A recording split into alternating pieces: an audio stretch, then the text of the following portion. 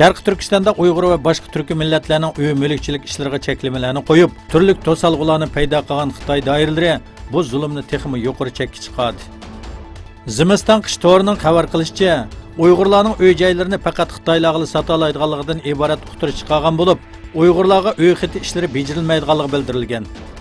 Shuning bilan birga Xitoylarning uy joylarini Uyg'urlarga sotsa bo'lmaydiganligi, faqat Xitoylarga setish kerakligi haqida yozma uqtirish chiqarganligi o'tirg'i chiqdi.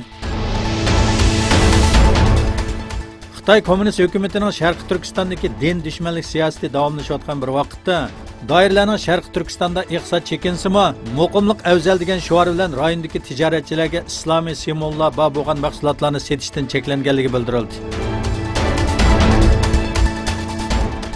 Turkiya İYİ partiyadan parlament a'zosi Fakhreddin Yukishning Xitoyning Turkiyada turishlik bosh elchisi Yu Xunyadan so'rgan Sharqi Turkiston haqidagi savoli Xitoy elchixonasida berilgan tamoq ziyofatining yaldami so'p qoldi.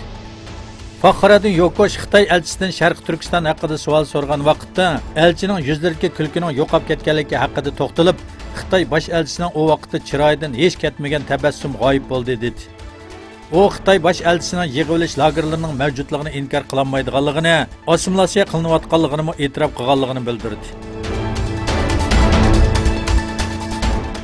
Amerika prezidenti Donald Trump Rossiya prezidenti Vladimir Putin bilan Argentinada o'tkazmoqchi bo'lgan uchrashuvni amaldan qoldirganligini aytdi. Trump Argentinada o'tkaziladigan 20 davlat guruhi boshliqlari yig'iniga yo'lga chiqishdan burun Twitterda bayonot e'lon qildi. Rossiyaning go'riga olgan Ukraina paraxot va xodimlarini qaytarib bermaganligini ta'kidlagan Trump, munosabatlik butun taraflarga yaxshi bo'lganligini o'ylab, Putin bilan Argentinada o'tkazilmoqchi bo'lgan uchrashuvni amaldan qoldirish qaroriga keldim dedi.